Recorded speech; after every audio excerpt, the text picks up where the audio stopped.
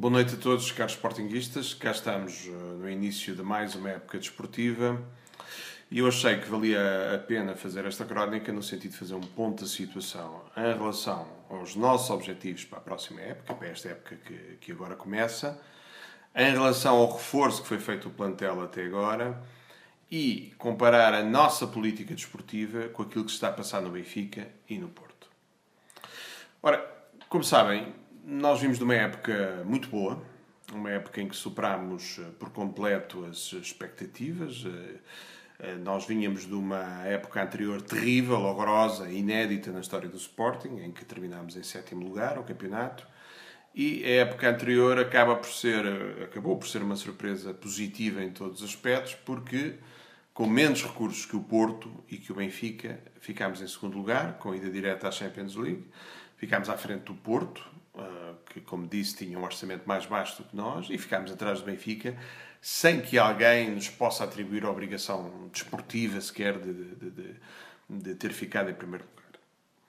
Este, digamos assim, é o ponto de partida para esta época. E o que é que o Sporting e a respectiva direção parece estar a fazer com este capital desportivo de um 2º lugar com uma ida direta à Champions League? É exatamente manter a mesma política de austeridade que tem dominado o clube nos últimos anos, com exceção de 1 ou 2 anos. Ou seja, para o Bruno de Carvalho e direção desportiva, o facto de termos ficado em 2º lugar o ano passado, à frente do Porto e pouco atrás do Benfica, em nada alterou a política financeira do clube. E o reflexo dessa postura está à vista. Ou seja, estamos a reforçar o plantel de uma forma que eu considero mediana, para não ser mais radical, e até também porque faltam ainda 15 dias para terminar o mercado, e portanto eu tenho a esperança de que algo possa mudar substancialmente no reforço do plantel. E a diferença para Benfica e Porto já se está a fazer sentir com uma jornada apenas de campeonato. O que é que nós observamos nos nossos rivais? O Porto, depois de uma época miserável que fez o ano passado, o que é que decidiu fazer? Reinvestiu em grande. O Porto está, efetivamente, a construir uma grande equipa, pelo menos em teoria, e pelo menos a avaliar pela qualidade dos jogadores que tem contratado. Resta saber se o Lopetegui é ou não um treinador à altura da qualidade do plantel que parece que se está a construir. O tempo o dirá. Mas eu acrescento já, mesmo que o Lopetegui se venha a revelar um falhanço, e é possível que isso aconteça, é um treinador espanhol que não conhece o nosso futebol, a verdade é que o plantel, a equipa está lá. E, portanto, para quem vier a seguir, terá sempre o trabalho facilitado. Já o Benfica, como sabemos, vendeu muitos jogadores. Parecia até a dado momento estar em queda livre na liquidação do plantel, mas parece que estagnou essa tendência, também não sabemos, faltam 15 dias. A verdade é que conseguiu manter a base possível da grande equipa que teve o ano passado, e os reforços que os jornais falam para suprir os jogadores que saíram são jogadores feitos. São jogadores com nome, desde o Júlio César, desde o guarda-redes grego, desde o Samaris. Quer dizer, na abordagem que o Benfica faz ao mercado, é uma abordagem idêntica à do Futebol Clube do Porto. Portanto, uma abordagem de jogadores com qualidade, jogadores de valores seguros, com uma margem de risco mínima, enfim, um bocado na senda daquilo que tem feito nos últimos anos, tal como o próprio Futebol Clube do Porto. E nós não. Mantemos fiéis ao nosso ADN desportivo, e que consiste exatamente em quê? Não é? Já todos sabemos, mas nunca é demais recordar. Em apostar nos jovens da academia e em contratar jogadores baratos e com valor duvidoso. Isto é mesmo assim, sem papas na língua. E isto deixa-me preocupado pelo seguinte, porque não é só pelo facto de termos empatado em Coimbra e do Porto e Benfica terem ganho os seus jogos, como ainda estamos de facto muito no início, mas há sinais que nós não devemos ignorar. E por isso a pergunta que eu vos deixo é esta. Quererão os sportinguistas um Sporting com uma postura passiva que dependerá sempre daquilo que aconteça no Porto ou no Benfica? Ou seja, dito de outra maneira, o Sporting só será campeão se o Benfica entrar em falência e o Porto errar rotundamente nos jogadores que comprou e no treinador que contratou? É o que dá a entender, não é? Porque nós como eu comecei esta crónica, partimos no segundo lugar nos 3 grandes, ou seja, à frente do Porto e atrás do Benfica. Não era suposto alimentarmos essa posição nessa hierarquia, esse segundo lugar, mas não é isso que aconteceu até agora. Até agora, os reforços que nós fomos buscar, enfim, têm toda a qualidade que vocês já viram, não é preciso bater no ceguinho, como se costuma dizer.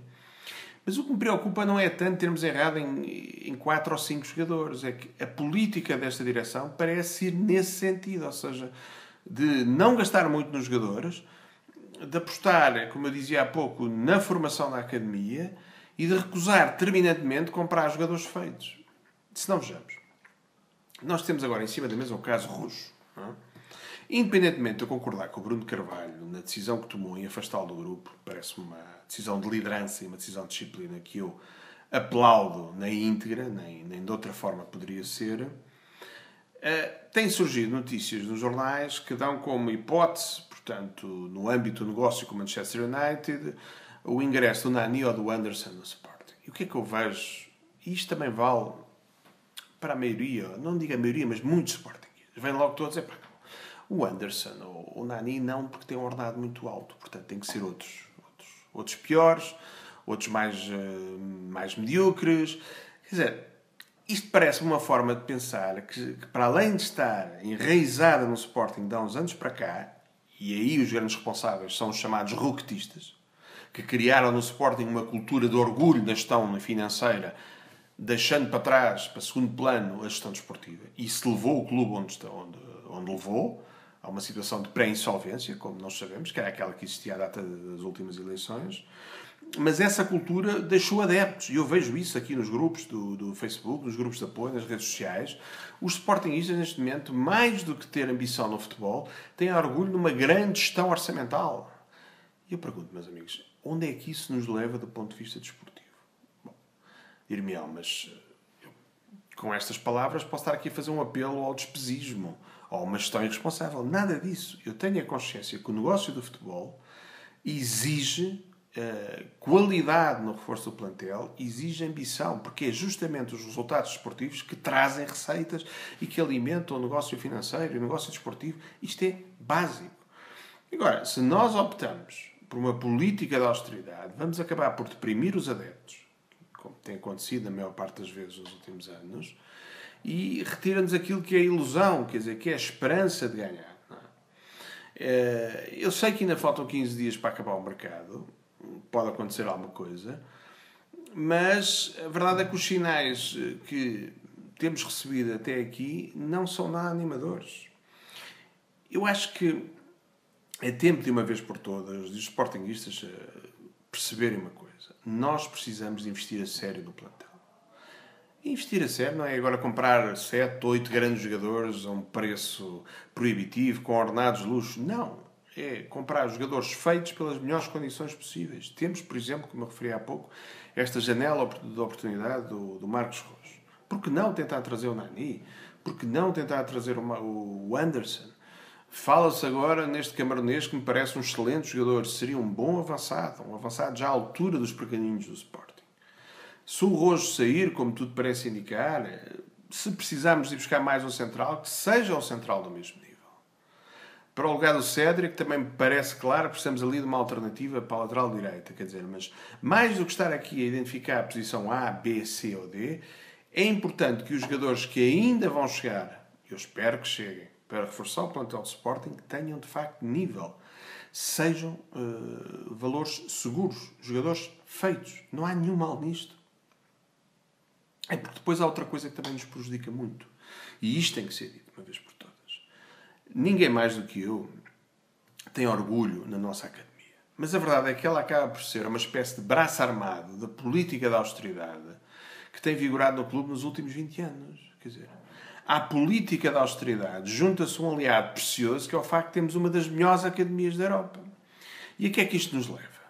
É que eu vejo muitos adeptos do Sporting a falar em miúdos de 18, 19 anos como se fossem jogadores feitos. E mais, e equipará-los aos reforços do Benfica e do Porto, aos jogadores do Benfica e do Porto. Desculpem lá, mas isto não é assim. Isto é estragar os miúdos.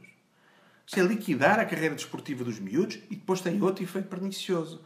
É que, ao hipervalorizá-los desta maneira, eles julgam-se umas vedetas, passam a considerar o Sporting um clube de transição para a sua carreira, veja-se o caso do Dyer, do Bruma, e haverá outros com certeza, em que eles próprios adquirem uma dimensão, uma importância que não têm, e julgam de ter um valor desportivo que não têm, e passam a tratar mal o clube que os formou. E nós, como disse, temos exemplos bastantes disso. Portanto, até este efeito negativo tem o nosso orgulho na academia.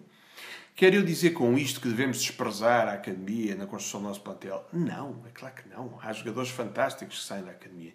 Esses sim devem ser aproveitados. Esses sim, mas esses não são a regra. Nós não podemos estar a sonhar com um 11 feito da academia, como eu já vi muitos sportingistas defenderem.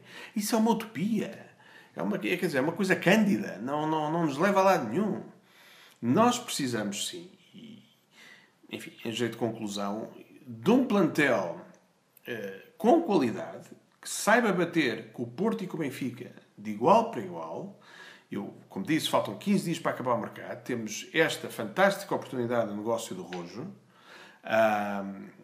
Precisamos de 4 ou 5 jogadores para o meio campo, um ala, um avançado, um central e eventualmente um lateral. E esses, eu espero, que tenham qualidade. Porque se isso não acontecer e os reforços que vierem tiverem o mesmo nível daqueles que já chegaram, o que é que vai acontecer? Vamos, de forma passiva, andar a disputar o campeonato à espera que o Benfica ou que o Porto escorreguem. E eu devo-vos dizer uma coisa. Eu, se calhar, sou um sportinguista atípico, mas eu estou farto desse papel. Quer dizer, o Sporting tem uma história de mais de 100 anos, tem uma história no futebol português, e nós não nos podemos condenar nem resignar a ficar como o terceiro grande à espera da queda do Porto ou do Benfica. E que só nessas circunstâncias é que podemos sonhar ser campeões. Eu acho isto curto, acho isto pequeno, e acho de facto que esta direção, até pelo sonho que criou, pelo bom começo que teve, tem a obrigação de devolver a ambição, mais do que a esperança, a ambição a todos os sportingistas.